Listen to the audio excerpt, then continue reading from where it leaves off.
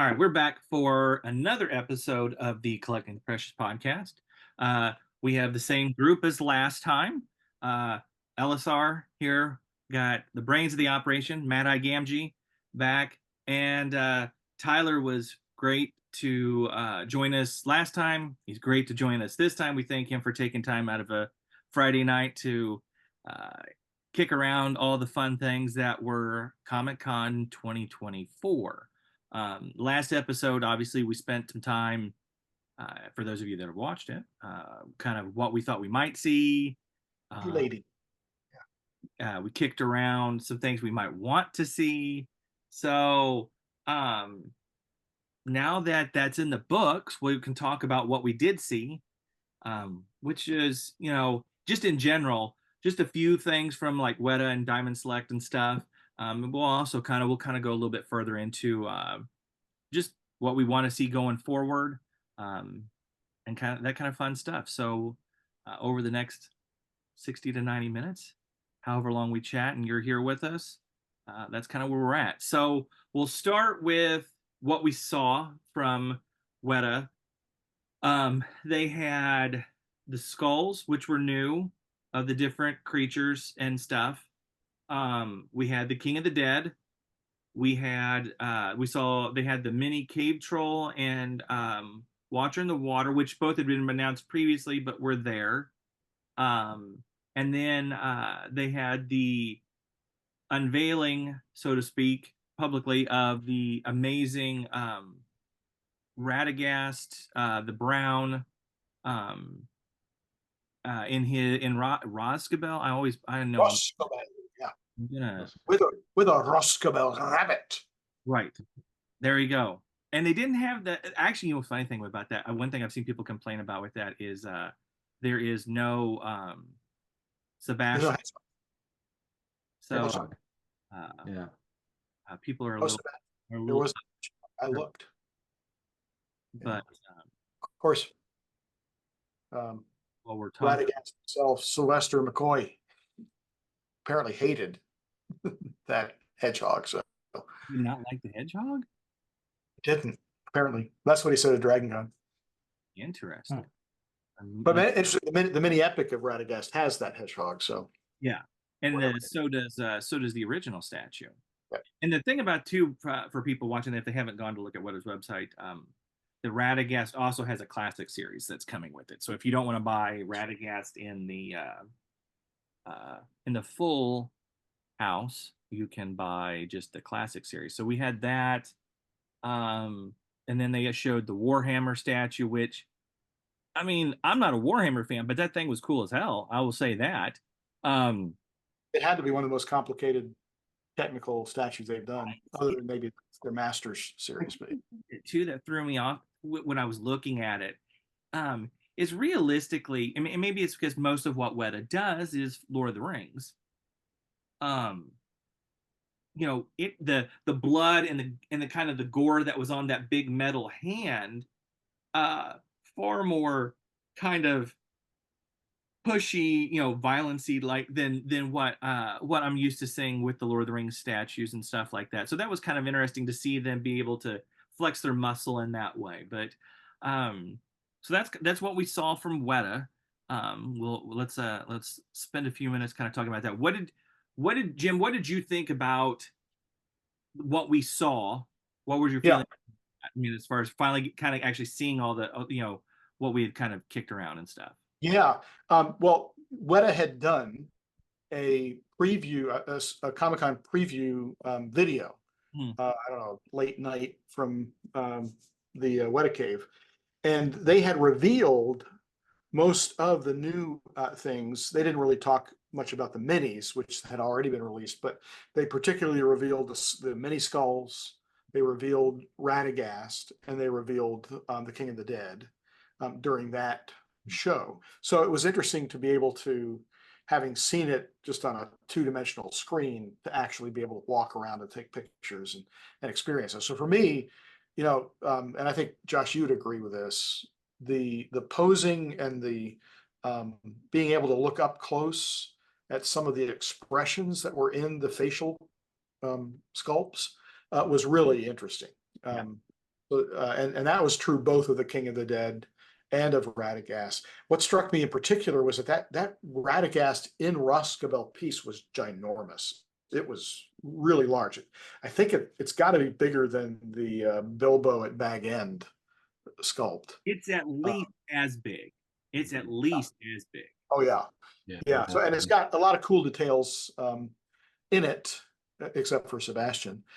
Um, but yeah, for those of us who already have pretty full shelves, it's going to be a challenge, I think, to find a spot that would appropriately, make that a centerpiece of something, because it is a centerpiece kind of a Yeah, very much so. Very much so. yeah. Tyler, obviously, little different angle for you because I mean, with Jim and I having been at Comic Con this year and got a chance to see the stuff in person, and really kind of the benefit of being able to see all of those details in person. I've shared some of my photos on the message board, so I've tried to kind of share a little bit of what it was like and try to do the best Mhm. we can of capturing those details. But what did you think of? I mean, granted, what we saw was limited, but what did you think of the King of the Dead and Radagast, and then the skull too? But obviously, I know you're more of a statue collector, so that's kind of where my focus is at a little bit. Um, I really liked the King of the Dead. I thought the details on him were fantastic. Mhm. It was really what I was hoping for, that translucent resin. And apparently there's like an internal skull, Jules was saying in the late night collect. I couldn't really see it in the pictures. I'm assuming I believe it's there, and It, maybe a it's backlight it, would kind of show that off. I had trouble trying to even get it to pop up in my photos, either with extra light, with playing with the creating, Mhm, making it a little bit darker, trying to get it. mhm, But you can, it's not like super noticeable, but when you look at it, you can see the resin skull mhm. right behind, like right here. Oh, yeah. Oh, cool. I really liked it, and your pictures really show off the just how kind of gritty it is, and just dark, and it's suitably creepy. Um, I could see some people's critique of his cape kind of, or his robes, calling them kind of, I saw some people call it lettuce on Facebook, which I get, but I didn't think it was that fair. Like, how do you make him floating, right? Like, how do you get rid of his legs? And so I thought that worked. And the skulls look great. I thought it was a great step.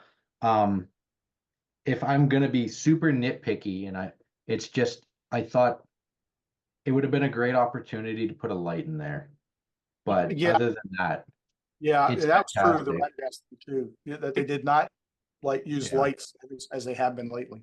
I mentioned Yeah. mentioned it on the board, and I think it was you, Jim, myself, Jerry, and maybe I can't remember who Jack maybe or somebody from Jack from WETA. There was 3 or 4 of us talking about just that, about a light, would a light work inside of him, and somebody asked me on the board, what was the final result of the conversation? I said, well, we all decided none of us were brave enough to try and drill a hole in it to Yeah, actually have the guts to try it. So we all decided it was better left untried, and for somebody that was a little more brazen than we were, because I'm like, I'm not paying that much money for it, and then Mm. try to do that. But I who will knows? say, This just goes. in natural light, and Jim, you might agree with this. Yeah, It picks up the light really well, Mm. and kind of gives that almost feel like there's a little bit of a light to it, because the light in Comic Con, especially um, like where our booth was at Torn, where Jerry's booth was, there was like the lights were really bright coming down. So it picked up a lot of that light and really kind of made it feel like it does in the movie a bit, like there's a bit of an almost glow to it. But Uh-huh. there's no chance that I'm going to drill and mess with that. But if someone does, I would love to see it because I think it would look really cool. But yeah, we I'm all yeah. discussed like, no, no, we're not. I'm curious as to whether they played around with lights when they were developing it and Oh, just said, I would, It's I didn't ask, but I would be shocked. yeah, yeah. And you know, I bet you collectors could come up with a clever way to kind of hide some lights in that base and kind of have it displayed that way. I don't know if I'll order them or not. Well, I think it's a fantastic piece. And the price I think is fair. Mhm. It's I don't know if it's a character I love enough to spend that much on. You Right. know, my collecting budget these days is Yeah, pretty, it's slimmed down considerably, and so with Theoden on the horizon, um, I got to be pretty careful. So I don't know. Maybe I will. I'd like to pick them up maybe in the future, but for now I didn't order them. I think I you're was right. very surprised with the Radagast. I did not see that coming at all. Um, I think it's great that WETA's given us another premium and then separate classic series slim down. I love that they're continuing that trend. It's great for it helps collectors of different price ranges. Like, okay, yeah, you can get the premium or you can get the classic. I really like that they're continuing. I'm I'm a little surprised that they went for another big premium Hobbit piece after Smog. They kind of just did one, and I mean, I don't collect Hobbit, but I do see a lot of Hobbit collectors pining for characters like Bjorn Right. and some of these other characters. And I think a Bjorn statue would have been just as cool in that situation. So I'm a little surprised they went with Radagast, but I think it looks great. You can really just see the digital sculpting has really just brought a lot of these pieces to the next level, the detail. Like the old Radagast isn't bad. Like it's pretty good. But this new one is even better. Mhm. And Yeah. I do think it's kind of cool that now you can get the classic series Gandalf the Gray, Gandalf the White, Saruman the White, and Radagast, and you can have all the Astari Exactly, if you which is want. beyond the Hobbit. So, for anybody who's looking to collect, I don't know if they're ever going to make a blue wizard, but at least you got the three that are in the Lord of the Rings that you can get in the classic Yeah, series and put side by side if you want.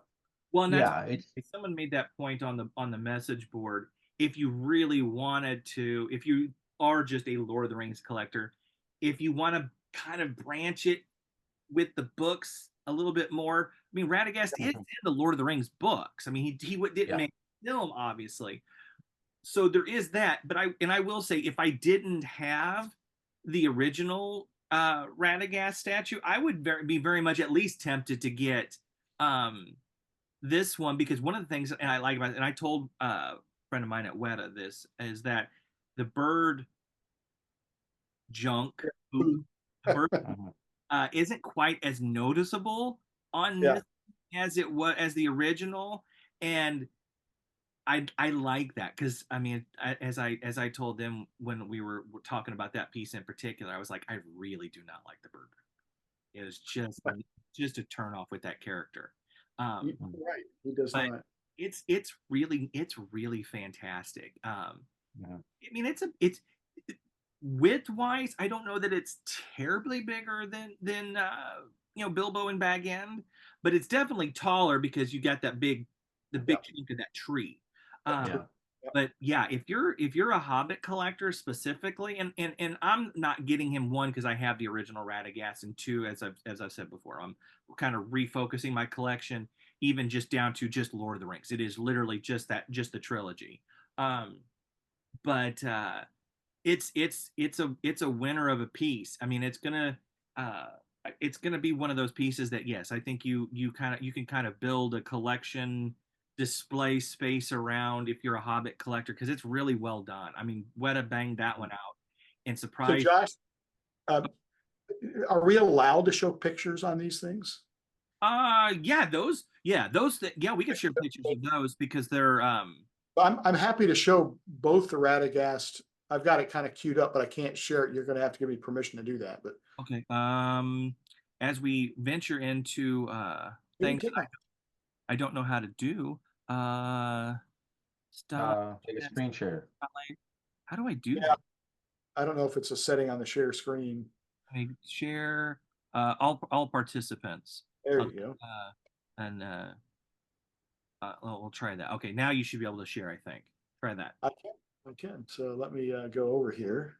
fun things you get to see. You get a podcast about collectibles and technology at the same time. Who says we can't multitask around here? There you go. I don't know if this comes through on the recording, but It so yeah, Okay.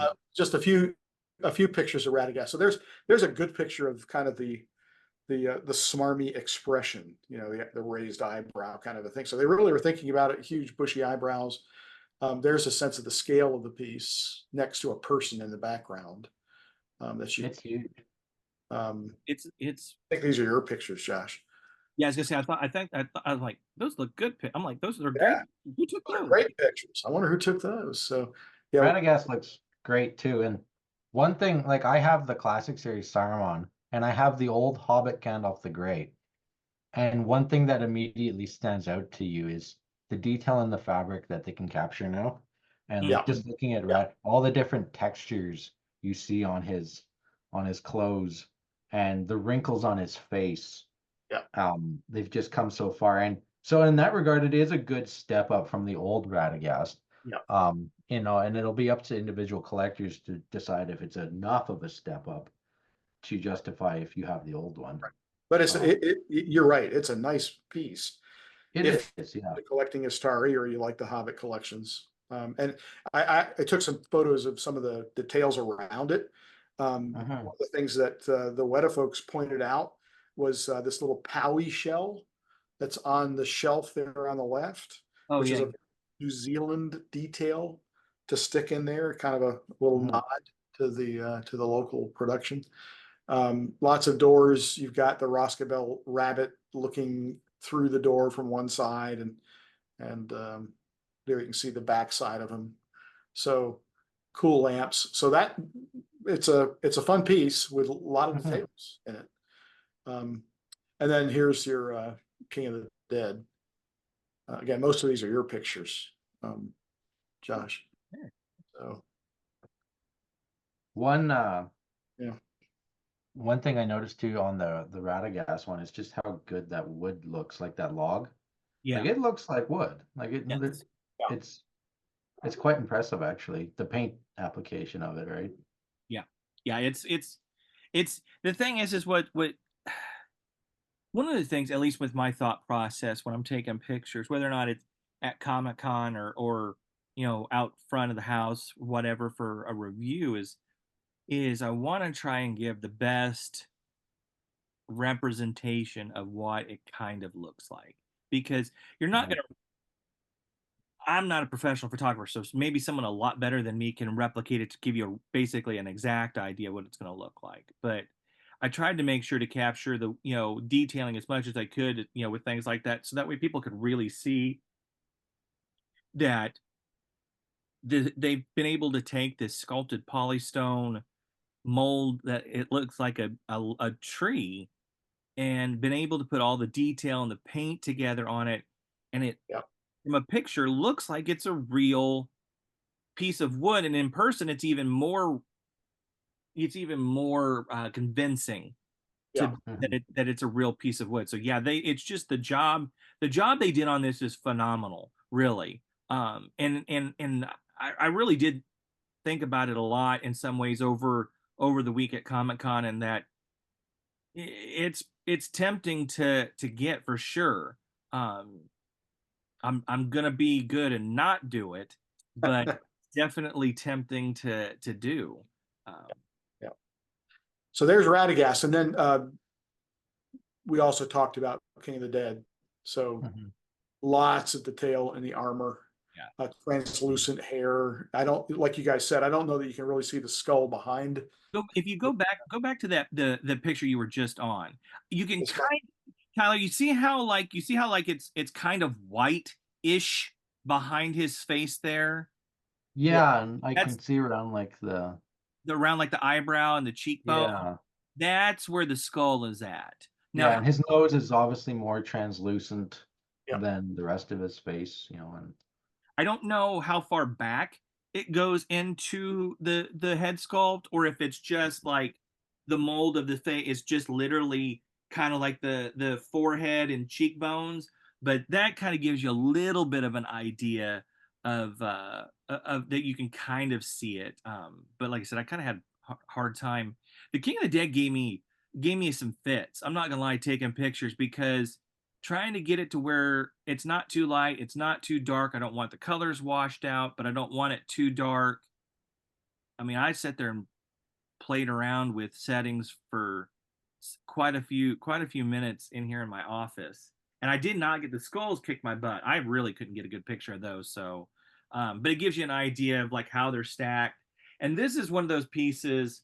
I've known was coming for a while, um, and have been really kind of looking forward to seeing what people thought of it because I thought the skulls and the base were an interesting choice. I liked it. I thought it was neat, and the fact that he's got a bit of the flowing and stuff, and that sometimes some people like that, some people don't like that. I thought it was neat. I think it was cool that they went with the hollow resin on a lot of it. So yeah, I've been kind of quietly, eagerly anticipating what you guys thought of this piece. Instant pre-order for you, Josh? Oh yeah. I pre-ordered it before I went out to stand. Yeah, as soon as that little late night deal that they did, um, Yeah. yeah, I pre-ordered it. I did the payment plan on it for I think it's $89 a month. I think for 6 months. So, yep. I I have the original and it's nice and everything, but uh, this is one of those where the upgrade on it is fairly massive compared to Right. 20 years ago. Well, it's like It's a like biplane and a jet. yeah, yes, absolutely. Yeah, you're going from. I mean, it's funny because I mean, I know Jim and I have talked about this before with other people on and stuff. Tyler, and it's like you collect this long enough, and you see, you own some of the original pieces and everything. And I can remember when the original King of the Dead came out and getting it and thinking, man, this thing is really cool. They did a really good job recreating, best they could what was on screen. And then you Mhm. you see this all these years later, and you're like, it's very much like you're talking about, like a little World War II pedal plane, World War One plane that's the Red Baron type thing, where now Yeah. you're talking about modern jets. It's just crazy what they're able to do with it. And Yeah, and they talked about that in the video where the advances in technology allow them to do more things. yeah, So like the lucent sculpts. yeah, So in contrast to the original, which was capturing a character, right, they're really trying to capture a moment here, yes, a confrontation. So you see more movement. So the hair is moving, these strands or tie things, whatever, are on his chest are flowing somehow. So they're thinking about creating it, floating on these skulls. Call back to the movie. So yeah, lots of cool stuff in this thing, and even the hand gesture is you say What's pointing at what's great Aragorn about probably. yeah. What's great about it too is it's a character that we don't see a ton of, mhm, and so now we kind of can enjoy it once it arrives. You can enjoy it every day, looking at and just appreciate the detail that Weta put into his outfit and his armor and all the little things. Like the what do you call it?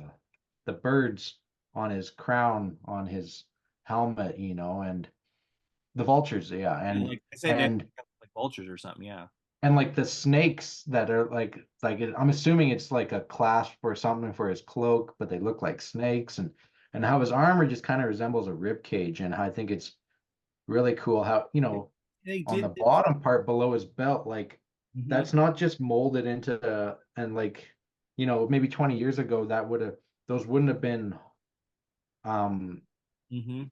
carved out, like they're it's really Pressed. cool to see that. Well, and they're rusty. I like how they're painted to look like metal that's rusted, Yeah. and And the skulls look fantastic too. Yeah, yeah. yeah. Yeah. But So speaking of skulls, just since it's on here, wait a minute, let me get back to it. We did see, like we said, those mini skulls. So those are A much better picture of those skulls than I did. I did not get a good picture at all of those. so and this is the first release of what is likely to be a series. So you get Gollum, Fell Beast, Lurtz, a cave troll, and a Moria orc working left to right. These were bigger than I thought they'd be for some reason, but and they're obviously using different colors. They talked about on their little video that they're trying to represent the environment in which these skulls were found. I was a little confused about the golem skull because the environment in which it would be found was a pool of the most hot lava that's ever Yeah. existed on the planet. And I'm not thinking the skull survives, but that may just be. But it's a cool little skull. I mean, they did this with uh, the King Kong line several years ago when that movie was out. Right. And I think the thing I mean, there's a few of these I would get. The cave troll is tempting because I think it's neat. Um, I would get a Balrog. As far as Huh. that shocker, I know it's Yeah. people watching this going, what? You know, something like that. I would definitely do. As a whole, it's not something I would delve into myself. Right. But it's not my, you know, my bag, so to speak. But I do think they're neat. Yep. I think it's a neat idea. And I think, you know, there's obviously people out there that are into, you know, that kind of collecting because they like anthropology and stuff like that. So it's something that they can get into from that angle as well. Um, I think it's a neat idea. Hopefully it takes off for people that are into it and it does well, and people that like it can buy it because, I mean, But shoot, it's also the front end. So if you wanted to start a collection of these little mini things, and so individually they're relatively affordable. In aggregate, is probably going to get expensive, especially if they do your Balrog skull. That's going to be a gigantic piece. But it's a new collectible line that they've introduced. So for those of us that missed out the mini helms, here we go, mini skulls instead. So and I do like, yeah, Um, like you said that they're doing it based on like if it was found someplace. So, yeah. right. you know, it will change what the skull looks like based on the location that it was found. So One thing I appreciated about them is how they could have easily just used the base or the stands for the mini helmets. And they went with this Orthanc. Hmm. It's supposed to resemble Saruman's Palantir plinth or column. And I appreciate how they did that because I could see, you could, if you think about it, you could see Saruman having little copies of these in Orthanc as he studies the natural history of Middle Earth and the anthropology of the creatures as he searches for knowledge and and those who and so I like that little detail, Yeah, I thought that. and I think it's cool as someone who's watched the behind the scenes stuff, I don't know how many times, you're familiar with how Weta really delved into the biology of all the creatures they created and tried to make them as scientifically feasible as possible. You're like, okay, well, the fell beast, if it's going to fly, if it's this long, it's got to have wings this wide, and how they really just went and engineered these creatures to be. And so I can appreciate that they would do, it's not surprising. Anyone who knows that Weta would bring these out. Um, I don't think they're for me. Mhm. I just don't really have it, but I can appreciate them, and just all the work that Weta went into just creating the creatures. And this is kind of a fun, like, well, we sculpted these skulls just to make the creatures look more real, and they've been sitting on our shelves for 20 years, and maybe some of you are interested in it, and so I can appreciate it in that regard. So you've just given an excellent argument, Tyler, by the way, as a little bit of an aside as to why Balrogs should not have wings. Because the wingspan of a Balrog to get that thing airborne does not inside of a cave work. How long do you got to deal with Matt from Nerd of the Rings? And, man, We could debate that for another hour if we wanted Yes, we could. So sorry for that distraction. Back to collectibles. I gave Matt a hard time about that at Comic Con, and he just kind of gave me that look, you know, that a dad gives somebody when they're like, "Yeah, sure thing, whatever," you know, because he was trying to do trivia. But yeah. No, I think, like I said, I think they're neat. I like the idea behind them. There's a couple that I would get just for I like those creatures, so I think it would be kind of neat to put with, if as I can work on setting up a more organized display and what I want to do. Um, but yeah, as in general, they're not something that I'm really gonna delve into too deep. I'm not the dwarves, so I'm not gonna dwell too deep into it and all that kind of thing. But yeah, I think it's a neat idea. Uh, well, that's kind of really it for That's as the far as Weta what stuff. we saw. Um, hit on Diamond Select real quick. I know Tyler, you said you're not into this, but I'll kind of hit them real quick. Made a trip over there. They didn't have a ton of new stuff this year. They had a new Gimli gallery statue, which I like. And I talked with Zach from Diamond Select for a few minutes, and kind of we talked about some of the new stuff. So they had uh, the gallery statue of Gimli on um, the Balin's tomb base, which I thought was pretty neat. I think we're going to try and set something up to review that. They had Legolas, um, which looked cool. And then they had two of the action figures. Um, they had one. One of them wasn't on display for the whole con. They had Eowyn and the Morgul Lord, and at some point, my guess is somebody bumped into the glass and caused the Morgul Lord to fall. And if you came back towards later in the show, you could see pieces of his helm in a couple of different spots. It had broke. Uh-oh. So yeah, he did not make the whole show, but those two were on display. They are going to branch into The Hobbit and make some figures from the Hobbit films, which I thought was interesting.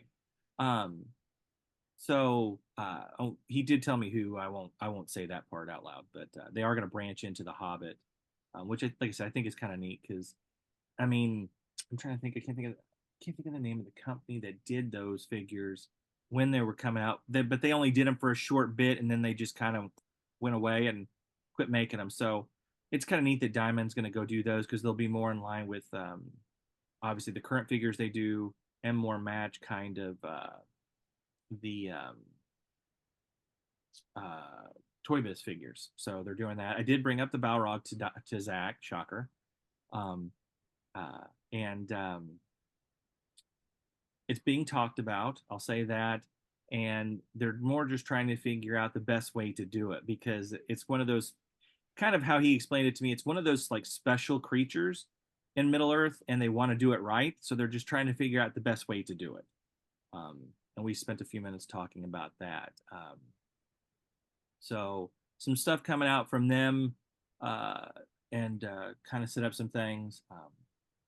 They had I got to they had the Diamond booth had the Gimli exclusive, and it sold out. I think it sold out at the show before the show was over with. So by like Saturday, I think like kind of like some of our shirts, it was gone. Yeah. Um, so I don't know if we're still gonna be able to set up something to get that or not to review for the channel or not, but I think we're gonna try. So Diamond had some cool stuff. Um, Beast Kingdom who I've never heard of before. They had that Gandalf that you and I saw action figure, and then they also had the Sauron exclusive. I don't really. I mean, they both look. The Gandalf I thought was neater than than the Sauron because the Sauron, as you and I talked about at the booth at one time, Jim, Yeah. they Right. tried to recreate the lava, and it just was a lot of orange and made it Yeah. look I've got a rusty. picture of the Sauron I can throw Do up you? here. Okay, yeah, yeah, show that because I want people to see like this so they don't think I'm like completely nuts. Because uh, yeah, to me that just looks like it's rusty versus like it's supposed to be recreating the lava effect, and to me it just makes it look like his armor's rusting, and it's like Yeah. I mean, I get the idea behind it, but that's a really tough look to do. Sideshow tried it years ago in the premium format. Mine's really not bad at all. I think mine turned out pretty good, but I do remember a few of the premium formats. Whoever was painting that particular one, got a little heavy, and some people's had way more orange on it than it maybe should have. And it was the same effect. It was a bit of kind of looked rusty. So it's not a If bad yeah. overall figure. I mean, like I know there's a little bend to his mace there, but that's an easy fix. That's just heat it with a blow dryer for a minute, hold it to where it's straight as it cools, and it'll be fine. But that thing's $110. It kind of sucks to have to do that. So, Yeah, exactly. but that was really it for Lord of the Rings collectibles that we saw at the show. Well, we saw the one from Iron Studio. You bought one, I think. Oh, that's right. Yeah, Iron Studios had those little. Well, they're almost like mini epics. Yeah, they are. Yeah, throw Uh, that one. they're kind of that style. They're pretty neat. They were 35 each. They didn't have anything new on display as far as their statue line. Yeah. But they had those. I know you bought all three of them. I did. Um, And I'm liking them. and They've got a lot of detail. yeah, they're not bad at all. So you got Gimli. Yes, Interesting poses. I mean, so Aragorn, he's got the ring of Barahir on his finger. He's got, you can see the brooch, the leaf of Lorien that he's got on there. Interestingly, they chose to give him Anduril instead of his normal battle sword in the movie. Of course, in the book, he had Anduril the entire time. But so Aragorn, yeah, Legolas, and he has Aragorn has the Boromir van braces, so you can see the tree of Gondor on them. So a lot of interesting details that they've been mindful of as they've stuck them into the pieces. And Legolas gets his elven van braces, and Gimli gets 2 axes, and Legolas is pre-Lothlorien too. He Yeah. doesn't have his cloak or right, exactly. And and Aragorn's and Gimli's cloaks are different, but Gimli does have a cloak on, so interesting. I think Aragorn's is supposed to be that moment where he was running off the ship after Yeah. it's kind of Oh, that okay. that pose Well, kind of I mean, maybe it's not because it's a rocky base. I mean, but they all three have rocky bases. But that's what that pose reminds me of is I have them here, see. So yeah, pretty slick. They were all three nice. My problem was trying to figure out how to.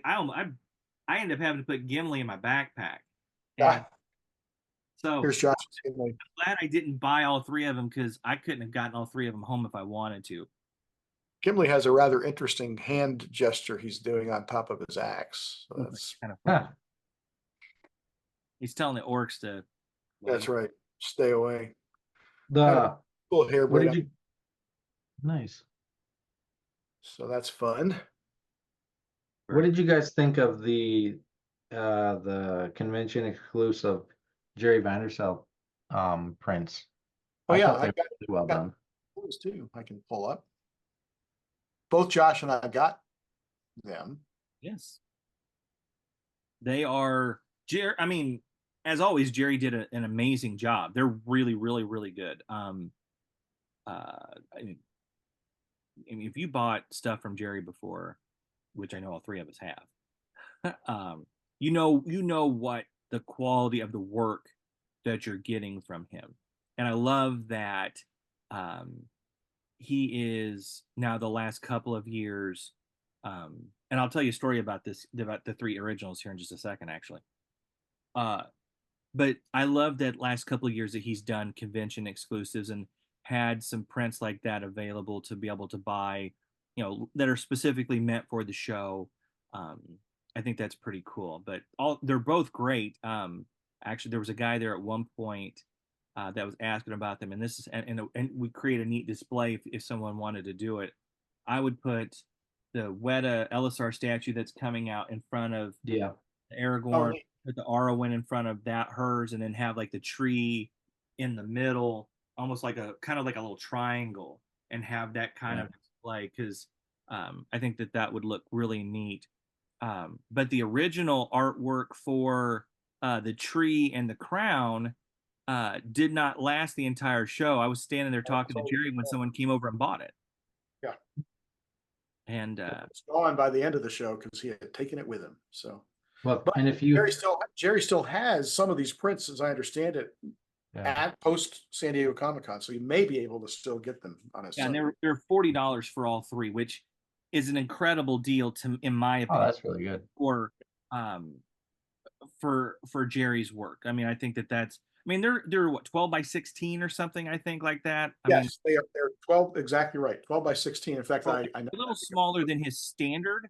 Yeah, And I love that when you text me the picture of that. First off, I'm surprised those frames came from Amazon. No offense to Amazon, yeah, but yeah, those look fantastic yeah. framed like that. And I just love Jerry's work. Um, I mean, aside from the fact that him and his wife and his kids are just absolutely amazing people, um, and were beyond kind during Comic Con, letting me talking to me about Dad and that kind of stuff. Um, but they I just had not, yeah, Jerry's work is just absolutely phenomenal. It's just phenomenal. I had not appreciated how well they work together as a triptych, as a triple. Mhm. So if you look at it, he's got the same glowing light that's playing across all three of these. Mhm. So it's great that somebody bought the original of the middle one, and I kind of get it. But it would have been really cool to have all three of those as the originals, but Yes. expensive. So Oh yeah, yeah. He got a nice price for the original of just the tree. good Uh, for him. Crown. It was great. I mean, like someone was like, I want to watch somebody get that excited, want to buy the original. It was really kind of fun to watch that. But um, yeah, like I said, I mean, as you can tell behind me on all our stuff. I mean, I always have Jerry's fellowship print behind me because I just his Jerry appreciates that. I heard him say it. he does he I know he appreciates it, and I just want people to see his work because um, it's just really great. Are did you have anybody try and pick it up, Tyler? Are you gonna try and if there's a since there's a few left? I don't know how big of an art print collector you are. I have a few. I have like a WETA New Zealand Escape Off the Road print, and I've got a couple that I've picked up here and there. And then, though, I might try and pick them up. They're pretty good. Like if I would love to, like you said, put that behind the LSR Classic series and the R1 behind the R1 Classic series, and then if you have the White Tree and Fountain Guard, you can put that one. Yeah. It'd look great. My only problem with art prints is I have quite a few of them. Is I don't have any of them framed because I'm too scared to take them to a print shop and get, or not a frame shop and get them framed. Because like, well, what if they damage my? So I need to get over that and get some of them Or just framed. But cost to get it to really if you really go all out on framing Oh yeah, you can spend it um I a mean lot more than $40. yeah I mean that's actually the thing that impressed me is that frame is really nice. Yeah, um yeah, because I've spent $300 or $400 before yeah, on getting some of my prints framed. um yeah, and and really to be honest with you, that's somewhat being cheap on the frame, but the museum quality glass to really kind of be UV protect and stuff, shoot, that kills you. yeah. But to me also, if I'm gonna take something like Jerry's work, which is really phenomenal, and frame it and really want to display it in my stuff, I always just like I've got to go all out for it. mhm, But yeah, I mean, it's the price of framing one properly for me as a collector. It's like it's that or a statue. So I've bought art print books over the years and started to kind of just put them in those. I can kind of flip through it almost mhm, like a baseball card holder, and I could look at right. and stuff and do it that way. But yeah, Jerry's Yeah. prints. I hope Jerry continues to do, and I think I told him again this year. I hope they do a one next year because I just think it's really cool and it's last year's set was 30. They did up at $10 this year. I think it was 30 last year, might have been 40 last year. I don't remember. But I think it's really cool. I just think it's a neat way to be able to get his art, get it pretty affordably. I mean, Right. four prints for $40. I And mean, that's they were signed and numbered, so yeah, I yeah, it's think a good deal. it's a really it's they're and they're they're not they're it's not he doesn't it there's he it's the same quality paper that he uses on any of his other prints. It's the same quality in how they print their print out on the paper, all that kind of stuff. It's not like, there's no cheapening out. It is for anybody that's gonna buy what's left. If you've bought a print from Jerry before, it is that quality of of an item for $40, and you get three. I mean, you get three beautiful prints that you could put. I mean, you could take that Aragorn and put it behind the Ranger Classic Series statue, or the Amon Hen statue, and and it matches the outfits perfectly, really. So, I mean, you could do all kinds of stuff with it. Um, Pardon me, and so yeah, I mean, he had a to me, he had the best exclusive item of the show that was really meant for just the show. Obviously, our t-shirts and stuff were pretty awesome too, but we're also taking those to Dragon Con and stuff like that. So we're taking, they're not just for San Diego Comic Con, but for things that were just for San Diego Comic Con, Jerry's print was my favorite of those. So yeah, pretty. So you're right, though, Josh, as you step back from all of what was being displayed, it felt, I don't know, it was my first Comic-Con, so I don't have a comparison, but it felt kind of light Yeah. relative to, what could have been there. Clearly, the current things that are in production, the War of the Rohirrim, the Rings of Power, even, looking ahead toward the Hunt for Gollum, none of that has translated itself Right. into any kind of collectibles. Right. We've got our good One Ring friends from Badali Jewelry were there again. Yeah, I didn't get to swing by their booth this year. Would you like to see what was in their booth? Yeah, I didn't get it. I saw them, but I didn't get down that aisle because it was one of the times I went by and that aisleway was like super packed. I'm like, no, I'm gonna just go down the next aisle. So yeah, so they were there. They have a whole bunch of different variations of their Hobbit doors. Yeah. They have converted that into various other forms, necklaces and pins and Like cufflinks. little Yeah. cufflinks.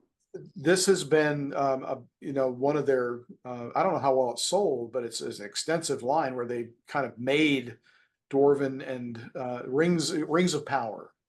Oh, And so they have a whole collection of the rings of men that they had in a display case there on the right.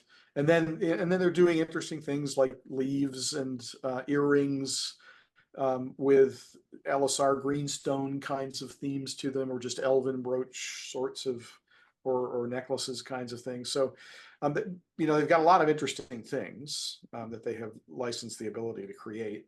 It'll be interesting. I threw in one other picture that you'll recognize, Josh, because this is the Badali version of the Rings of Power, and then we saw the Amazon version of the Rings of Power in this remarkable display case at the Post Hall H presentation from Rings of Power. And I actually went around and took close-ups of each one of these rings. They're pretty darn cool.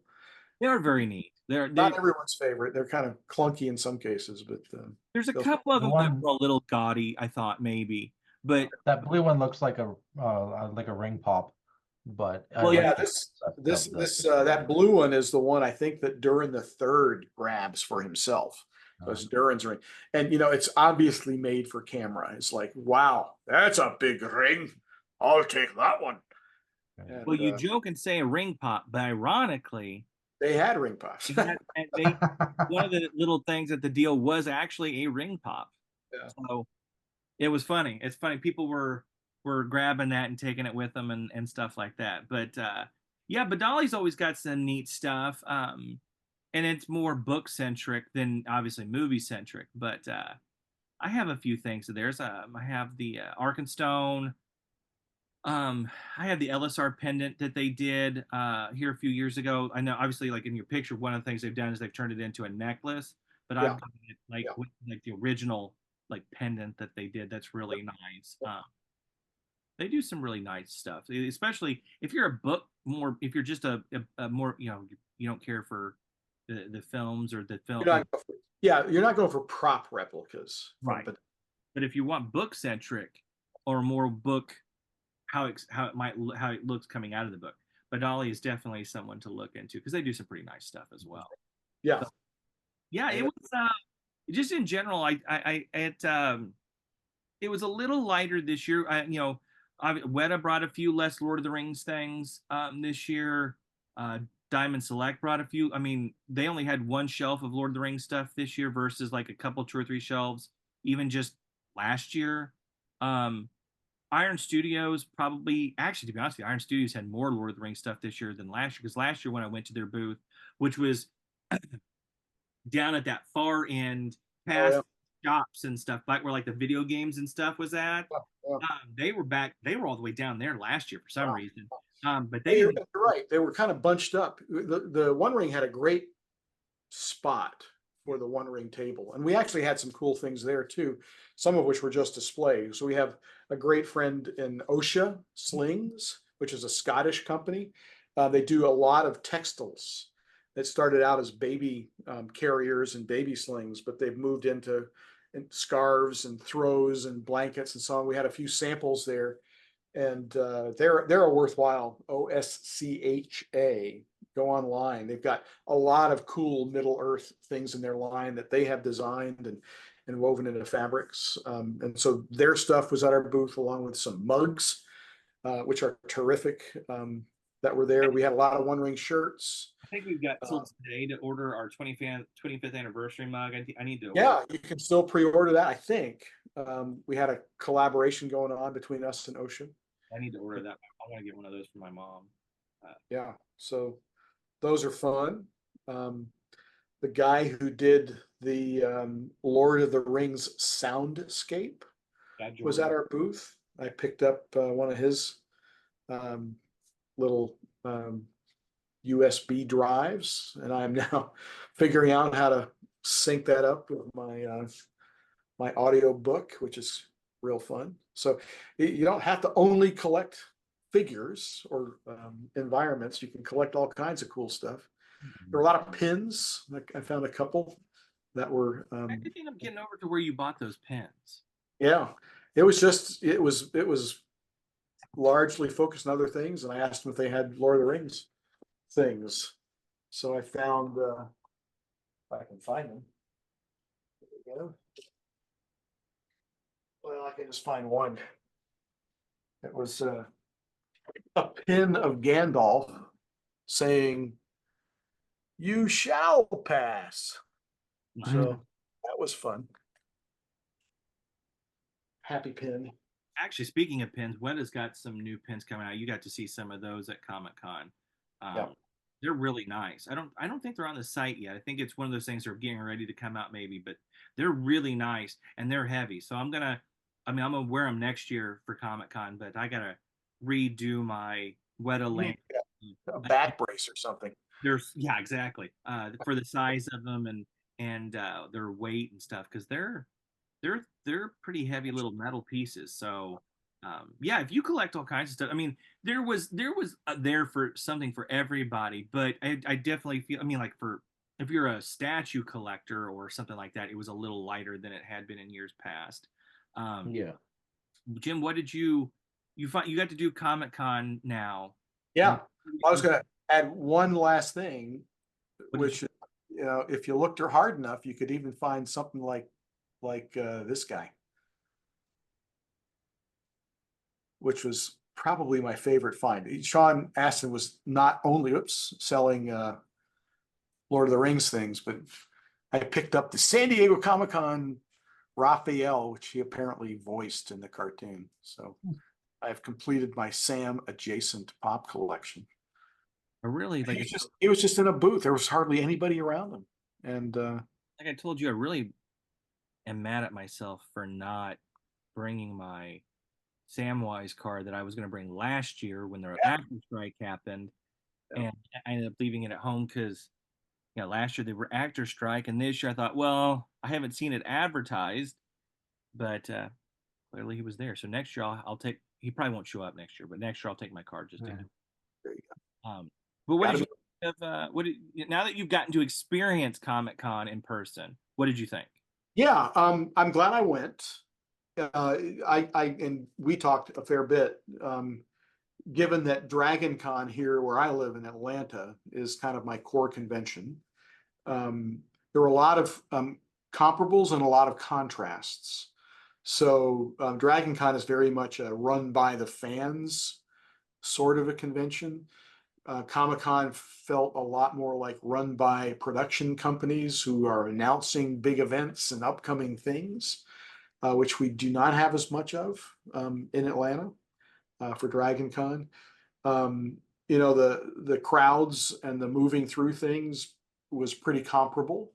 The exhibit halls, it's all on one floor. In Atlanta, it's on 4 different floors, but it's probably of a comparable sort of a magnitude. And just the buzz. What I noticed this year, and I think people were saying that Comic Con was back. It's gone through all of the COVID and didn't have the writer's strike from last year and the actor's strike, and so it was back in full force. Yeah. I don't know that I would ever want to wait as long to get into Hall H, but I felt it was important to experience. So Yeah, it's like I told you out there.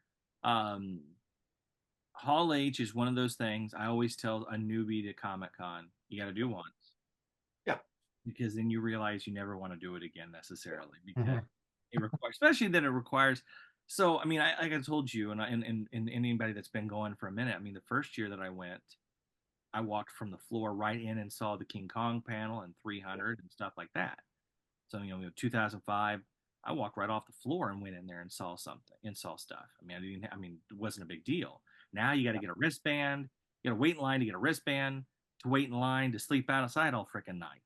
And it's something you need to do once because I think it's kind of fun to do once. But after that, like, I mean, there's things that you miss, sure, but like the Rings of Power trailer was online right after the panel. every trailer was online right after. The Marvel footage was online right after. I mean, Robert Downey Jr. being shown as Doctor Doom was online that night. So it wasn't like, I missed anything as far as that reveal goes. But I'm glad you had a good time. Yeah, That it wasn't an obnoxious roommate. I was gonna say little snoring issues with my no, it was great. It's okay. Sorry about that. Uh, If you don't worry, my dad would occasionally holler at me or throw a pillow at me or whatever if I started to do that at night. So, no, you were mild. um, but I've had it was fun. I enjoyed it. I had a good time with you. I'm glad you enjoyed Comic Con, um, and all that good stuff. Tyler, obviously you weren't at Comic Con, but no. But what are your thoughts of what you saw just in general from coming out of Comic Con with like just I mean obviously probably more statue related because like I said I know you're not a Diamond Select collector and stuff like that. Um, like Jim was saying, and we kind of talked about it last episode, how it felt like we were in a bit of a lull for collectibles coming, at least from WETA. And this year did feel a little light on stuff, and I don't know if it was just because the skulls I wasn't really interested in. I mean, there was 5 of them, right? If we had gotten 5 minis, we would have been like, holy crap, 5 minis. Right. But and Radagast I'm not really interested in just because I don't collect the Hobbit. So it really only felt like there was the King of the Dead. Yeah. And so it did lend itself to feeling a little light. But I think, like we said, we're in a bit of a lull. If we're on a roller coaster, we're on the bottom part, and we're going up now. 2025 and 2026, it's gonna be some pretty cool stuff, I think. And so, Josh has already implied in his endearingly yeah, your way that I might want to keep my powder dry. right, Well, right. I was so. I mean, I'll let you guys kind of talk about what you wait to more of this guessing, because I mean, obviously, um, I was very lucky um, that Weta asked me to come meet with them and got to sit down and kind of talk about some stuff and um, how we at Torn can continue to kind of help do our part as a beacon for Middle Earth to keep showing that all the good stuff that they're doing and that kind of stuff. And um, they wanted my personal opinion on you know, and kind of pick my brain and see what I thought, and just in general. I got to see some fun stuff. Um, I got to know some fun stuff. I'm not going to give anything more than that away, obviously. Um, but I was very honored, and I told them that I was very honored to get a chance to sit down with them, and that they thought enough of we as the One Ring.net and me as an individual collector, and someone who can help promote uh, Middle Earth and what they do, um, to see, you know, to get a kind of that they value my opinion in that way. So that was really fun, and I will again thank them here for doing that, because I think that, you know, that was really cool, and hopefully it's something that we can continue to do in the future, because I think um, being able to help them promote this stuff is great for collectors, and fans of Middle Earth and Peter Jackson's films and Tolkien's, you know, whole universe in general and stuff like that. So there's a lot of fun stuff coming. I have enjoyed teasing already a little bit of being prepared for the fun that's to come, and that kind of thing, because yeah, there is some pretty cool. Well, I guess I can say it. There's some pretty cool shit coming, and it's going to be a lot of fun. So I know for some people, you know, reading some of the comments on the Flame of Udun and stuff, that they were, you know, a little bit disappointed that it was a little light, and I get that. I mean, I'm a greedy little duck. I always want to see as much as possible. Maybe be able Well, to. but it was gonna be that way, because you know they got through their 20th anniversary, and they basically said we're taking a breath. I mean, the fact that we don't have a master collectible, Right. master series this year, but it'll be back. Yeah. Oh, it's gonna be bad. I mean, with the, it's yes, 100%. It's gonna be back for sure, because, um, I mean, just I was truly impressed and blown away by multiple things that I saw, um, and you know, multiple things that I plan on purchasing that I saw, and I told them that, and I told them at one point, I said, you guys do realize I'm a school teacher, and they don't pay those very much here in the United States. Um, so it's gonna be a lot of really cool stuff coming. So if you came out of Comic Con feeling, you know, a little bit like, okay, that's nice, but what else? Patience is a virtue, and the stuff coming, um, I think, covers things people have wanted for a long time. Must you know, must have pieces, um, uh, must have pieces of characters, of places, of events. All those types of things are, I think, or I think people are gonna be happy. As Thilden tried to trick me, I said I think there's multiple pipes that are going to be having amazing stuff come out of them, and you know, depending on what scale you like your collectible, I think WETA is going to hit um, a lot of bullseyes for folks, and yeah, it's going to be. I can't wait to tease more as I'm told, you know, and I told WETA, I said, you tell me how you want it teased, and how much I'm allowed to tease, and we'll make it work. But I'm excited, and it's not hyperbole, and it's not just being a fan. There were things in there. There was things shown that I saw that I don't plan on purchasing, but I know people will want to buy this, that, or the other, and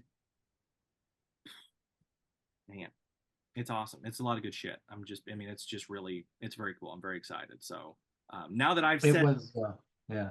what are you, what are you? We've seen the King of the Dead. We've seen Radagast. That was kind of out of left field, and it was neat that it was. But what? Now that we have that basis covered, we have the skulls. What are some things that you guys think now we might see coming out? Because I know, like, Tyler had kind of guessed King of the Dead going into Comic Con. So now that we've covered that in particular, we've gotten a really neat Radagast, which I had seen some people mention. What do you guys give me what you guys think might be coming, and I'm just going to sit here and look stupid. Well, the most obvious one is that hint by Leonard about having to take a trip to Mount Sunday. You know, Mhm. anyone who knows the filming of Lord of the Rings knows that's Edoras, the Right. location. And I know I was kind of expecting maybe to see that revealed in person at the convention, um, and was a little disappointed that it wasn't. But now I'm expecting a similar kind of reveal video, similar to Bilbo and or not to Bag End, the environment. Mhm. Um, you know, maybe we'll see Leonard and Jules on top of Mount Sunday, Jules' hair's dreadlocks blown in the wind as they as they unveil the Edoras environment. So, and you know, that's Yeah, something that's the obvious one that I think we can look forward to. I agree. The Edoras environment that we have was a very early piece, and it's quite small actually compared to a lot of these other ones. So if you think about what they did with Helm's Deep and Mhm. taking an initial version of that with the wall blown out and turning it into the explosion with the caves in the back and lit stables and so on, you started, I wonder where they'd go with a Meduseld and how much interior we'd be likely to see, if any, or if they do an interior versus an exterior. So yeah, that's a possibility. Um, I I was hoping we'd see Sam versus Shelob. You know, obviously that didn't happen. It was kind of fun to see what, like, you know, I had some predictions, and I did manage to get the King of the, and that was mostly just due to Josh's comment on or hint on the Flame of Aduna, which was a morally great character that hasn't been done in a long time. It's like, okay, well, there's only so many morally great characters in Lord of the Rings. You could say there's maybe Isildur, there's Denethor, there's Gollum, there's Boromir, and then the King of the Dead. And it's like, okay, well, Isildur was done not too long ago. Boromir, maybe you could argue he's more, but he's not that old, the old one. Mhm. Denethor's never been done, so that doesn't fit the hint. And Gollum is, so it's like, okay, well, King of the Dead is the, so it was kind of neat to see that come. I did think we were going to see like a mini, and a Gandalf the White mini would be nice, just to pair with the other three mini Oh yeah. wizards. Um, as for what we could expect to see, you know, I really don't know. I don't know what 2025 kind of has, what we can expect. It feels like maybe they'll be teasing, like it'll be appetizers for the 25th anniversary of Fellowship of the Ring, much the same way as they teased um for the 20th anniversary of Fellowship of the Ring. We kind of got, that's when they introduced the classic series line with Gandalf the Grey and the Ring Wraith and the Cave Troll. So I don't really know what other than Edoras. Like I think Is there any environments besides Edoras that you'd like to see? Well, yeah. um yeah, there's a lot of cool places they could Give, do, I think. give me three. Both of you, give me three places besides Edoras that you'd like to see. In terms of new locations that Weza hasn't done, Carathongal, Okay. I think would be great to see. Yep. Um, the Doors of the Dead, I think that would be a cool, similar to how the the Erebor one is done, where it's just kind of, I think that would be kind of cool. Mhm. And I wonder if they could do something with Caradros oh avalanches and falls, and you've got the entire fellowship on it. yeah, it would be kind of neat to see the East Gate of Moria too. We see that in both trilogies, more so in The Hobbit. It would be kind of a neat one. I know a lot of people want Lothlorien. I just don't know how they would do it. Like if you zoom out on a scale of that's similar to the rest of the environments, well, it's just a big clump of trees on a black base. Um, and But Um, if you did an environment that was actually the top portion of a malorn tree with a flet on it, and you know mhm. that could work, I suppose. Yeah. And then if you wanted to get more abstract, I guess, I know I'd mentioned the prancing pony, revisiting that. I wouldn't, um, a new weather top might be kind of cool, bigger, um, would be kind of neat just to get more of the details of the statues. So I wouldn't mind a new weather top, actually. That would be pretty cool. Um, and then I don't know if you wanted to get kind of strange and visit other locations, the gate of Minas Tirith, just the gate. Oh, yeah. Like Alan did some really cool That's good idea. artwork on the gate. And there's a fellow in France, oh, Foam or Workshop, some art, I can't remember his name, but he does his own gates of Minas Tirith for the Lord of the Rings strategy battle game. And they're very well done. And I think Weta could do a cool job of that. Yeah. Um, a Skilliath would be cool, or it would be kind of neat to see how Weta could do like the Forbidden Pool, like that the waterfall Mhm. coming down, and that would be kind of neat to see. With the pool down there, and that'd be a lot of cool resin work. And I don't know how they would do the waterfall if they did it in resin. I feel like if they do that piece, I'd want it to be like a resin pool. I wouldn't want it to just be painted blue. Right. Yeah, Um, like what they did with the Gollum Master Collection you're talking about. yeah, like I'd like to see that, and how they do a waterfall that does that justice, I don't know, but that would be cool to see. Um, a So new what? window would be neat, just because the old one doesn't have the council area, Mhm. and it's like that's one of the more important locations in the film. In Rings of Power, we're going to see Ents, and actually Ents and Ent wives.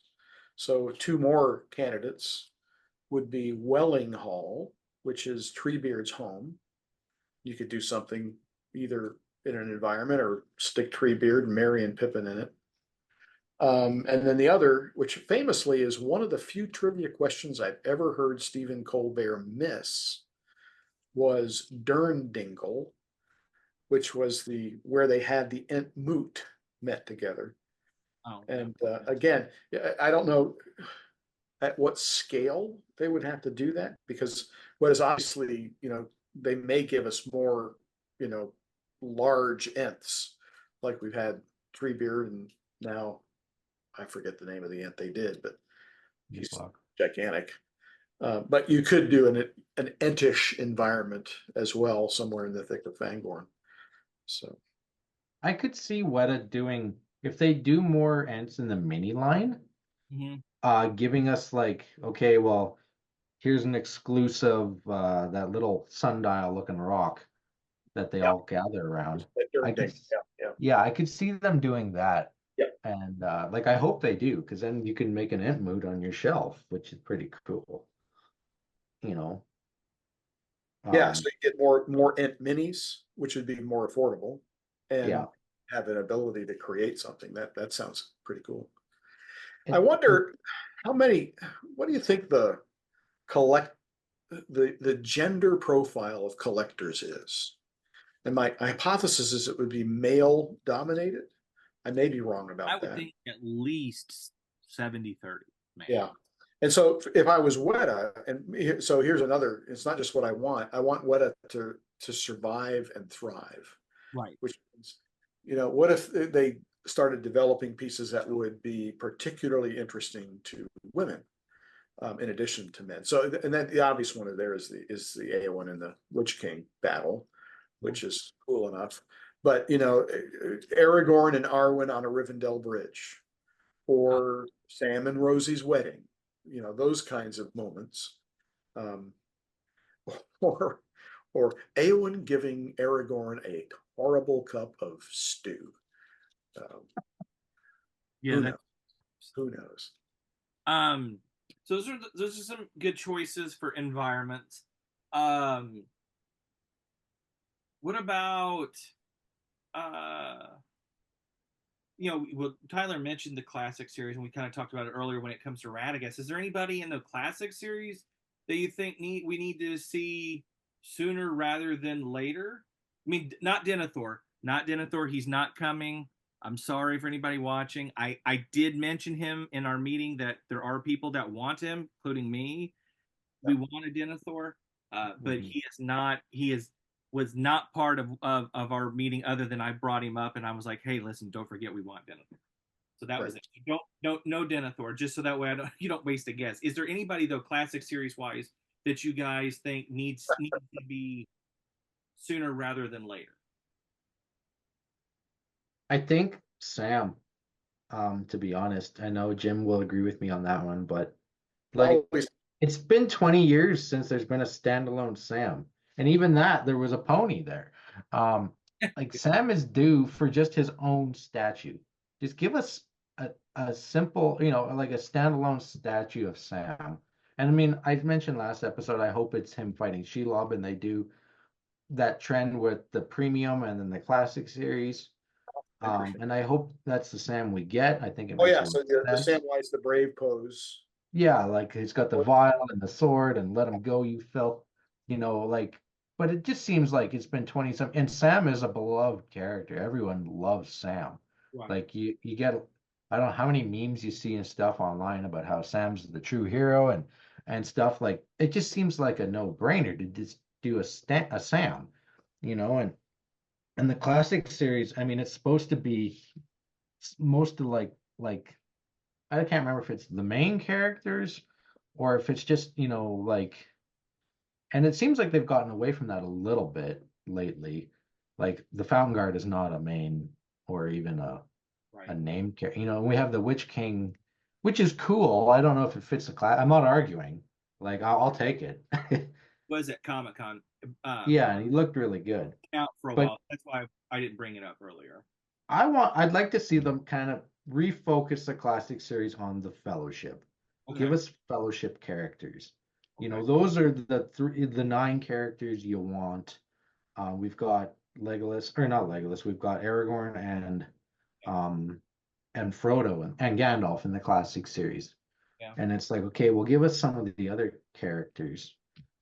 Um, it just feels like they've been a little bit neglected and what has kind of deviated a little bit on the classic series. And don't forget, I love that they have the Ringwraith and the Witch King.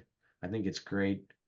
Um, and I'm not arguing, but I would like to see them maybe focus more on the Fellowship or some of the more named characters. Like even Hobbit collectors, I know they want a Thranduil, and the only Thranduils are out there. Unless you have that first one, you have to either pay for him on the Elk or the Master Collection one, which is just massive. And um, I think The Hobbit is a bit of a gamble for Weta a bit. That's not as beloved as Lord of the Rings, but elves sell, and I think Thranduil will be a safe bet in the classic series. Um, but yeah, Fellowship characters in the classic series, I'd love to see. That's my take. Those are all good. Jim, you got anybody in the classic series besides Sam that you know? Besides Sam. Is there anyone besides Sam? Well, I heard there was some like Balrogs and Aragorns and stuff, but Yeah. Yeah, I like Tyler, your focus on the Fellowship. I know that there have been problems in the past with do hobbits sell as well Mhm. as elves or the dark side figures. And so I think again, Weta has to pay attention to the marketability of what they're doing. Right. So Mhm. Merry and Pippin are fun. I don't know how well they would sell as individual classic series. Um,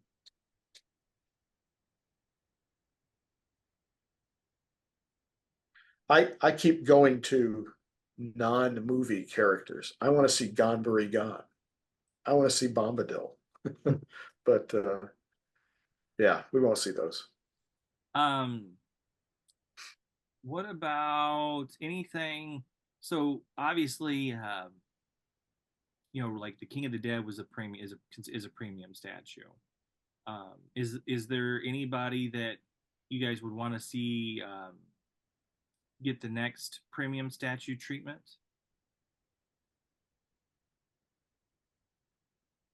Well, I had mentioned Sam versus Sheila, but I'll stop mentioning it. Um, Keep doing it because I want that one too. So there you um, I had mentioned it on Lord of the Collections, but I think it would, after seeing the smog that Weta came up with, go. I think it would be really cool to see a fell beast in that Mm. similar scale. And you could do that scene where Faramir and his men are retreating from Osgiliath to Minas, and that you get that one shot, and it's such a cool shot Yep. of that fell beast coming down, and it's got its claws out, and it's got like horses in its feet, and it just goes right through them. And that would be such a cool, dynamic, premium statue of, because then you could have the fell beast not touching the ground, right? You could have them wings up, tail out, and then anchor it through the horses that are still on the ground. There might be a bit of engineering what I would have to do, but I think it would be really cool to see a fell beast a bit bigger, other than the mini ones that we've got. I think that would be a pretty cool premium. That's a cool choice. I like that. Well, yeah, one of the things that's, I don't know how you do this. It's going to be featured in the War of the Rohirrim is the Mumakil, the Oliphants. Mm. And so we're going to get another dose of battling elephants, ginormous battling elephants. And all we've got is the dead Mumakil is laying on his side. Right. So yeah, Yeah, that for would be cool. for the Oliphant fans. I think there was a Harold Elron on the Flame of Voodoo, and he wanted a one. I don't. He kept saying 1/6 scale Momoko, which is ridiculous. Yeah. But I would love, That would for be him to get his new Oliphant and even make it, I don't know, this big. Like, just go all out on it. That'd be cool. Yeah. So get the guy that Aramir speared, the fierce looking Kiwi I hated that guy. I with hate that hours on it. And oh man, that would be guy. okay. As a kid, I hated watching that guy just gleefully mow down the brave Rohirrim, and he's just enjoying it, all from the safety of his, or he thinks he's safe up on his mama kill there, only for Aomer to get him. But yeah, a mama kill would be a pretty Yeah. cool piece.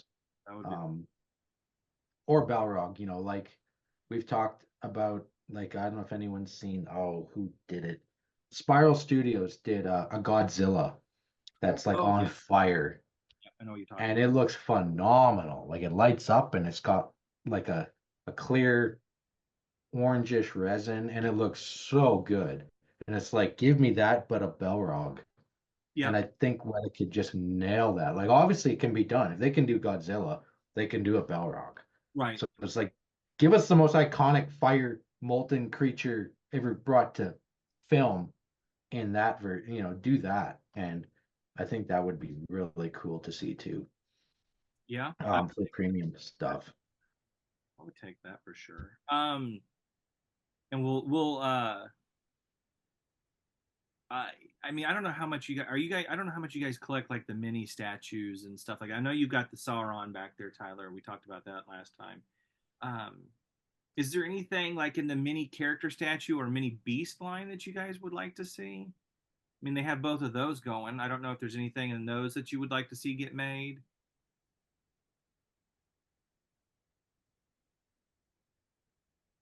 I could see Shelob getting made. Okay. Um, I could see them doing that, just continuing the creatures of Middle Earth, Okay. what they've been doing in the mini line. So Shelob, the war trolls that like, we have those busts that Yeah. Weta came out with a long, years ago, of the catapult troll and Yeah, the that's Gron troll. in the old Sideshow Weta line, all those trolls and stuff. Yeah. Yeah, like the concept maquette bus. Yeah. I'd like to see them do that, like the ones that breach the gate. Like, they got some cool armor and I would helmets on. like to see someday, and Um, I will tell you, it wasn't part of the presentation. Um, I really would like to see Weta go back and do a larger version of that troll that they did with Sideshow in the Sideshow Weta line. That like that one of those trolls that Storm Minas Tirith. He's crushing mhm.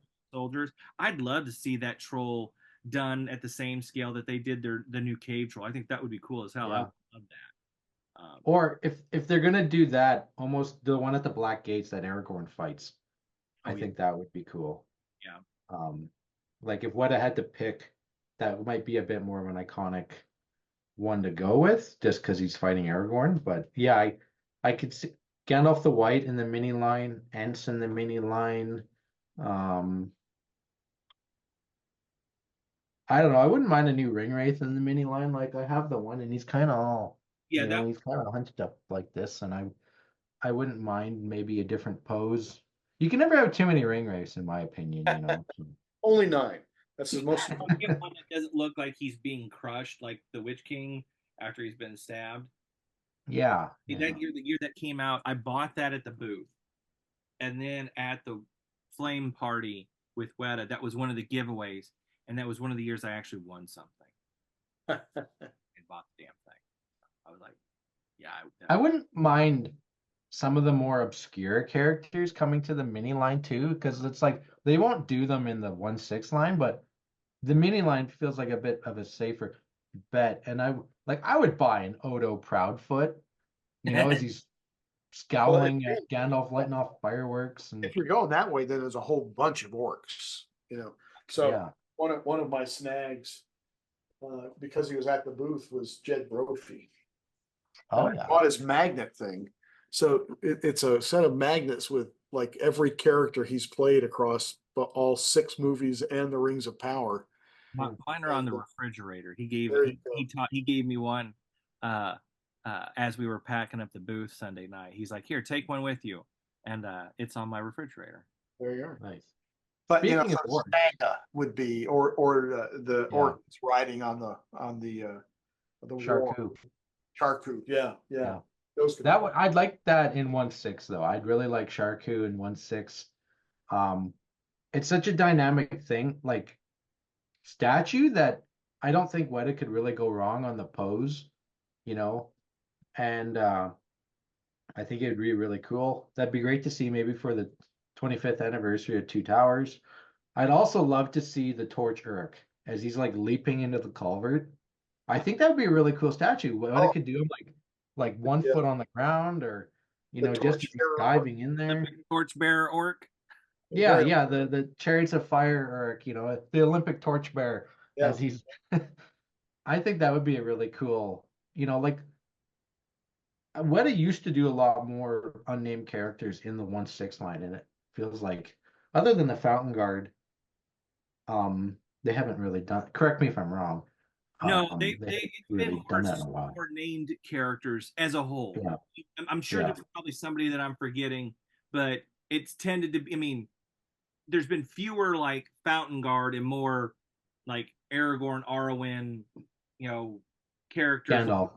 Gandalf that people know. And I get why Yeah. that happens, but okay, those are all good choices. So we'll end it with this. If you could pick, and we talked about it a little bit last episode, but let's say Master Collection. We know it's coming back, right? I mean, we know that it's coming back because of, something that got put on Facebook or whatever that somebody posted on the board, and apparently it was confirmed that it is coming back, for the 25th. Let's just let's pretend it's only Fellowship, because we kind of talked about what the theme might be and things like that. Let's say they start with a Fellowship piece first, because obviously that's the first of the 25th anniversaries. One item or event or scene or whatever, however you want to word it, that you would expect to see from Fellowship of the Ring. From the Fellowship. Yeah. Okay, well, that knocked out. Got to think about that. So Expect or want. Expect or want. And or. Okay. So we've already gotten Escape from the Road. Yeah. We've got Weathertop. Mm-hmm. So, the attack on Weathertop, okay, could be a large and multi-charactered piece. Okay. The Council of Rivendell. Oh, that'd be a cool choice.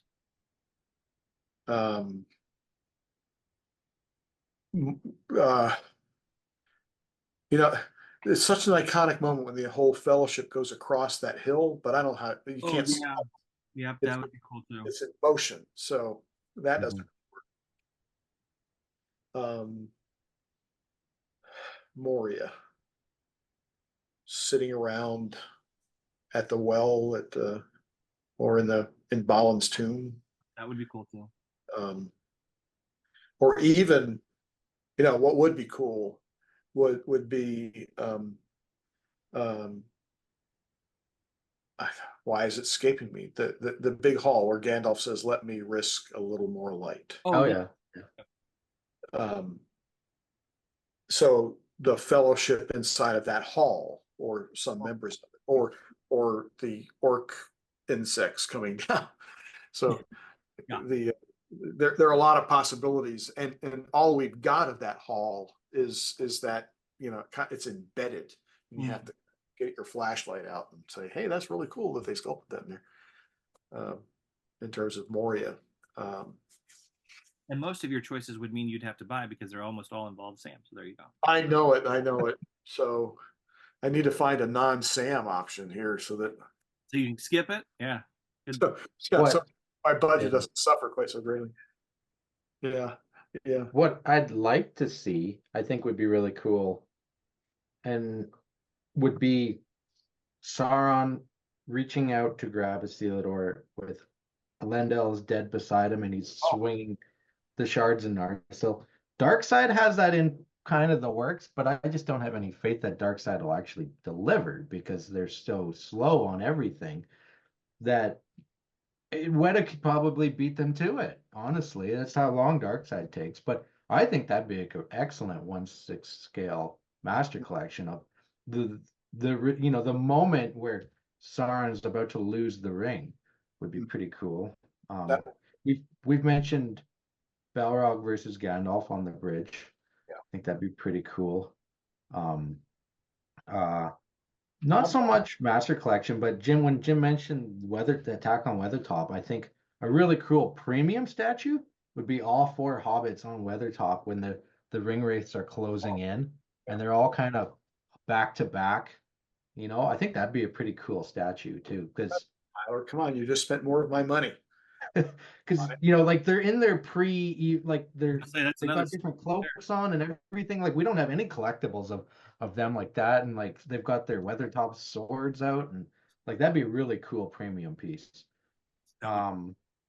So one that I wouldn't have to spend money on prop would be the death of Boromir.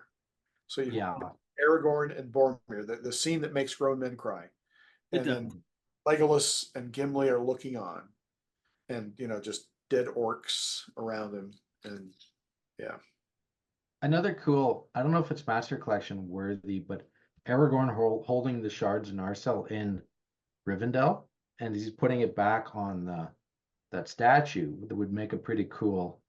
Yeah. Um, I could see you that know, I being a piece. Yeah, and you could do that statue of holding the shards like Jim's got up there, and yeah. and Aragorn holding the shards, kind of looking at it like, I'm not worthy to touch this, almost kind of. Um, but yeah, or like you could do the Fellowship on Caradhras, like the past there, Yeah. all of them strung out. Like I know Weta did that, the Fellowship in the three kind of mini piece. It's almost become a unicorn and impossible to get. And that would be pretty cool if we could get all 9 members of the fellowship trekking somewhere, or like Jim mentioned that one scene where they crest that hill and the music is crescendoing, like it's just this epic. If they could somehow capture that in statue form, and which would be difficult, it might have to be a little abstract because, well, we only see them like cresting the hill one at a time, right? Well, you Yeah. can't have all 9 members between those two rocks on a collectible. That doesn't work. Um, but if they could somehow figure out a way to do that, that would be pretty cool. Just to have all 9 members of the fellowship in one place and time represented in a statue.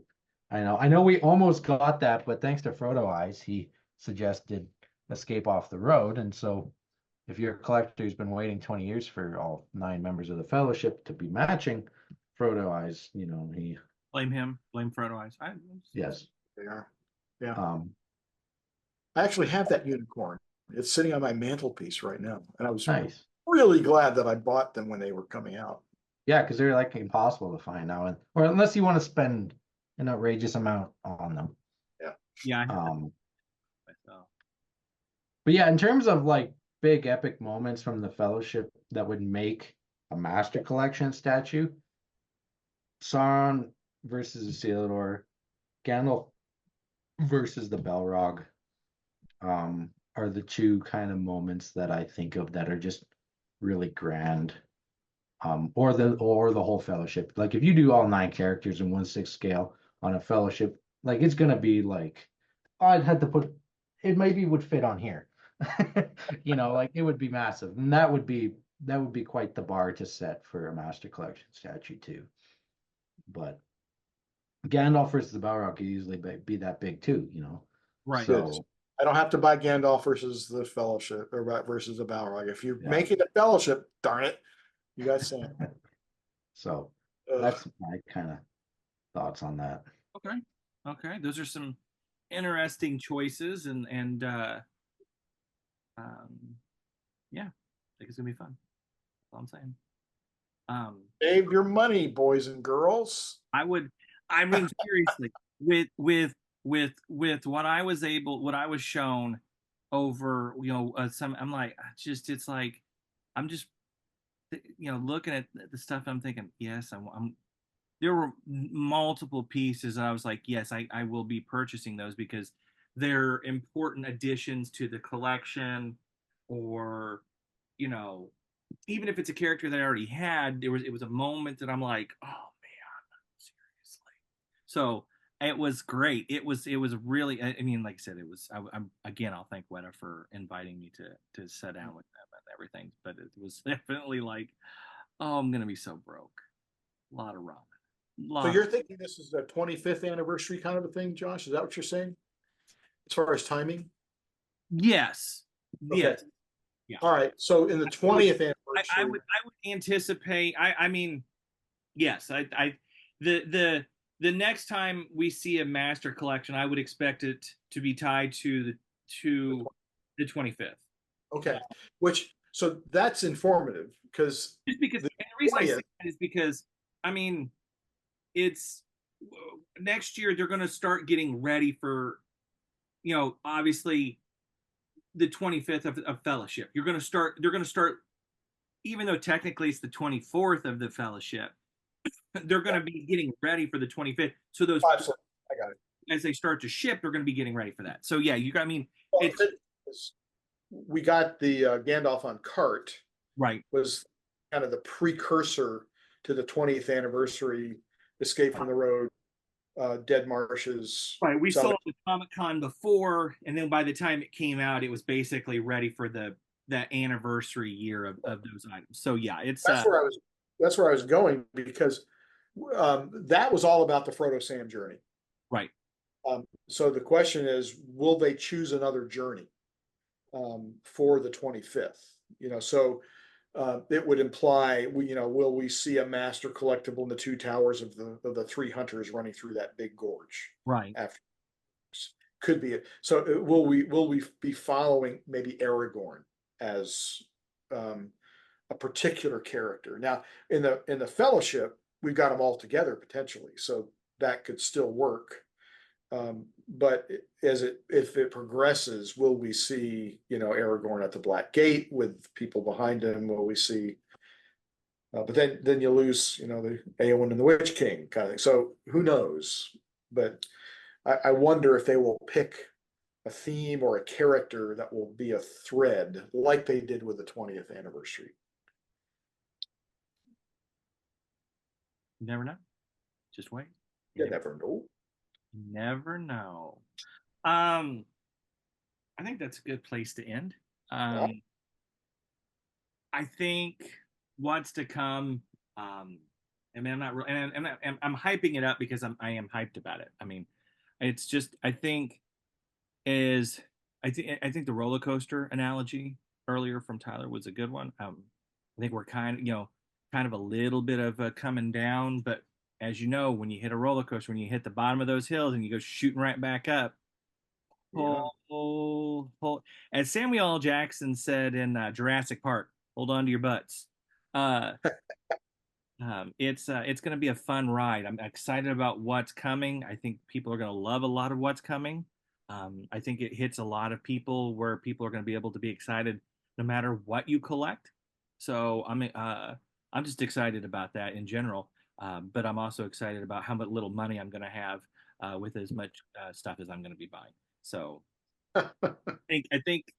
I don't think we'll be having this problem uh, for a while as far as um, kind of like, hey, we need something because I think it's going to be I think the flow is going to be pretty steady um, uh, for what's coming and everything. So it's going to be a lot of fun. So we'll see where we go over the next few months. Uh, Comic Con was fun in general, just for all the stuff that we got to see and got to do. I'm glad I went out there and got out there and for as I've told so many of you guys out there, kind of develop my new normal for what things are for me going forward.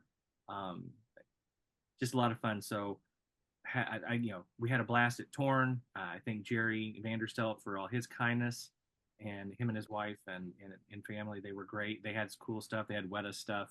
Uh, uh, Cliff Cramp, another artist on the other side, had some cool Lord of the Rings stuff. Yeah, We're going to be trying to work with him a little bit as well to promote some of his Lord of the Rings art. WETA was great as always. As I told them, they always treat me better than I deserve. Um, so a lot of cool stuff coming from them. I'm excited for what's to come. Hopefully, we're able to do more of the podcast over the rest of 2024 into 2025. Kind of get back into the flow. Uh, Hopefully, I get back to be able to do reviews on this channel because I haven't done one of those for a minute. Um, but I think it's going to be a lot of fun. Next thing that I think I'm going to get a chance to review maybe is the LSR and Arwen statues. Those are WETA's going to send me those to review. We're trying to figure out maybe if we can't do something, get them here sooner. But yeah, it's going to be a lot of fun. I'm excited about what's to come. Comic Con was pretty fun in general. But just as always, for all of you watching and sticking around for this whole chat, we thank you, as always, for your support of this podcast, theonering.net, and all that we do to promote Professor Tolkien's Middle Earth, Peter Jackson's films, his adaptation of those wonderful books, um, Rings of Power, War of the Rohirrim, Hunt for Gollum, all that good stuff that's coming. So we just thank you for your continued support of 25 years. Here's to the next 25. Like I said, hopefully we got more coming for you on all the podcasts and reviews and that kind of thing. But until next time, everybody, later.